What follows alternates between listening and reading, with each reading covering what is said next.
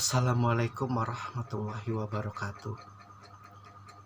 Auzubillahi minasyaitonirrajim. Bismillahirrahmanirrahim.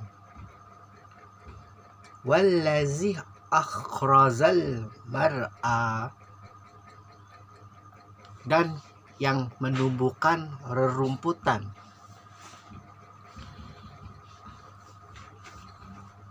Kalimat-kalimat Allah terkadang memang seperti denting piano,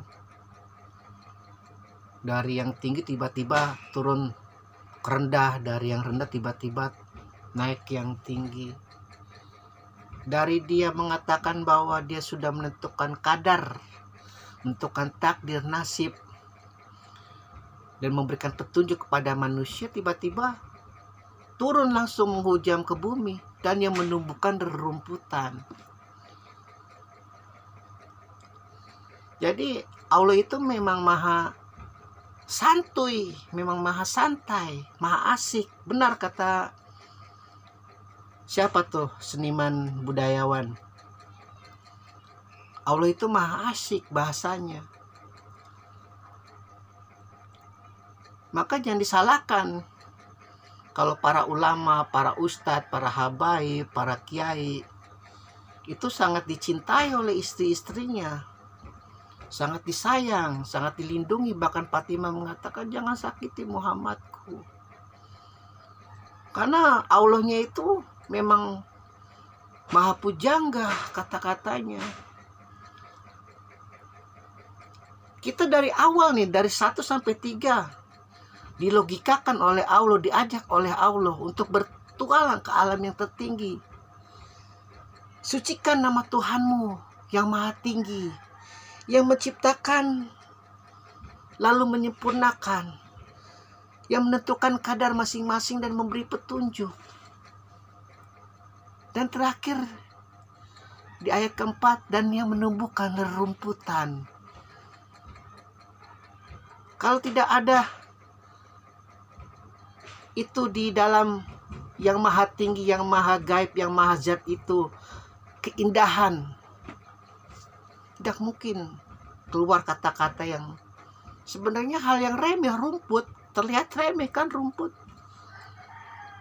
tapi rumput itu tiap hari terkadang kita makan, apalagi yang mereka mencintai daging sapi terutama. Apa yang dimakan daging sapi adalah rumput. Apa yang dimakan kambing juga adalah rumput. Binatang-binatang ternak. Di Idul Adha itu kita jutaan kambing, jutaan sapi, jutaan biri-biri dimakan oleh orang Islam. Maka tidak bersyukur kalau tidak melihat rumput. Bahkan dalam beberapa riwayat dikatakan, setelah perang, jangan kau injak rumput-rumput itu yang tidak tahu apa-apa. Kita misal dalam peperangan nih, di dekat sebuah peperangan kita itu ada sebuah taman, rumput yang mengalir segar dengan pemandangan-pemandangan indah. Jangan mentang-mentang kita habis perang lalu seenak-enaknya kita injak-injak itu rumput. Dilarang oleh Rasulullah, dilarang oleh Nabi.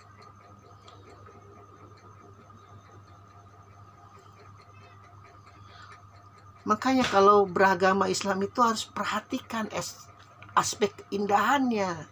Jadi kita larinya enggak ke perang terus, larinya enggak ke jihad terus, larinya enggak mengkafirkan orang kafir terus. Udah tahu kafir terus kita kafir-kafirin, kan tolol. Udah tahu dia tidak mengakui agama Islam, tidak mengakui Muhammad, terus kita teriak kafir kepada dia. Yang bodoh dia apa? Kita, ya kita lah, ngapain teriak-teriak.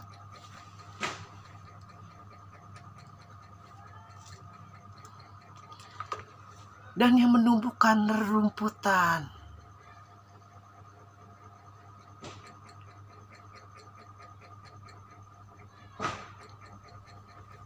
Allah itu memperhatikan dari Anda sebagai sultan, Anda sebagai raja, Sampai Anda seorang gelandangan, Anda pengemis, Anda yang paling pelacur, Anda yang paling koruptor, Anda yang paling pembunuh, genosida, semua Allah perhatikan. Tidak ada yang Allah tidak perhatikan. Bertanggung jawab sekali lagi. Allah itu Tuhan yang sangat bertanggung jawab. Kalau tidak, Dia tidak akan menurunkan itu para nabi, para rasul, para imam. Tidak akan. Ngapain? Tersesat sajalah. Silakan. Hidup dengan kemaksiatan, hidup dengan kejaliman, hidup dengan kemungkaran. Ya tidak bisa. Karena manusia diciptakan oleh Allah di surga yang paling tertinggi, Adam. Puncak keilahiannya, puncak kemakrifatannya itu yang paling tertinggi. Bersama iblis dia berteman dulu di sana. Ya mau tidak mau ketika Adam diturunkan, Allah harus bertanggung jawab. Kalau tidak ya matilah. Buat apa Dia menciptakan itu manusia susah-susah kalau Dia tidak bertanggung jawab? Apakah kau penganut laknatullah, apakah kau penganut Adam? Apakah kau penganut Abu Syafan, apakah kau penganut Muhammad? Apakah kau penganut Fir'aun, apakah kau penganut Musa? Apakah kau penganut Ibrahim, apakah kau penganut Namrud? Terus saja begitu, perang kebaikan dan kejahatan. Seperti yang diajarkan oleh agama Majusi. Tiap hari kita selalu berperang itu antara kebaikan dan kejahatan. Ar-Rahman dengan apa itu? Ar-Rahman kalau tidak salah. Allah terus berikan itu ilham kebaikan, keburukan, kebaikan, keburukan. Silakan kau pilih. Dan sekali lagi, Islam itu agama yang bertanggung jawab. Kau tanggung dosamu. Kau tanggung perbuatanmu, ucapanmu, kejalimanmu. Dan kau juga harus terima kebaikanmu dengan ganjaran surga. Tak perlu malu. Kata Allah, masuk, itu jatahmu. Kau mempunyai kekuasaan untuk berbuat sewenang-wenang, tapi kau tidak. Kau malah melindungi mereka yang lemah. Masuk. Kau sudah menjadi tamu yang sangat luar biasa ketika aku menjadi tuan rumahnya di bumi. Masuk kau. Gak perlu ragu. Berseri-serilah dengan Ibrahim. Berseri-serilah dengan para nabi.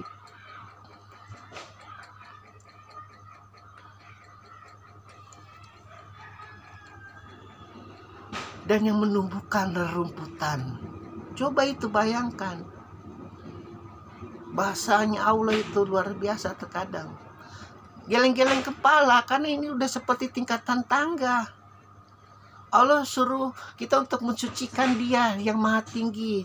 Dan memperhatikan apa yang itu diciptakan dan lalu Dia sempurnakan dengan ruh-ruh yang Dia berikan.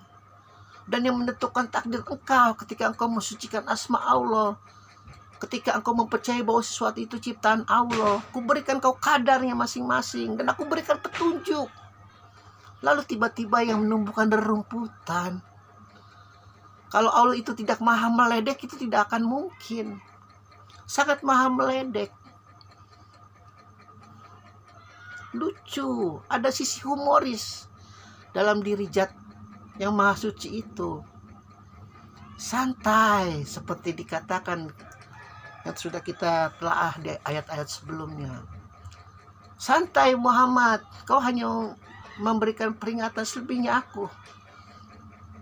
Yang penting kau terus tuh beritahu tuh orang jahiliyah tuh, dari yang paling pintar sampai yang paling bodoh, dari yang paling berkuasa sampai yang paling budak, dari yang paling tampan sampai yang paling jelek, dari yang paling cantik sampai yang paling buruk rupa. Berikan itu ke Hindun, kemana-kemana, bahwa ada surga, ada neraka.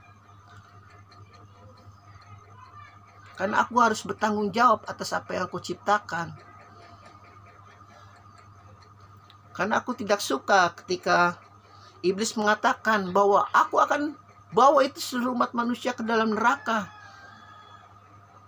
Karena saking dengkinya kepada Adam ketika aku menyuruh mereka, malaikat, untuk sujud kepada Adam. Karena manusia itu pada dasarnya polos, lugu, gak tahu apa-apa. Kalau tidak digosok-gosok itu dengan yang namanya iblis laknatullah, dengan kedengkiannya. Alhamdulillahirabbil alamin.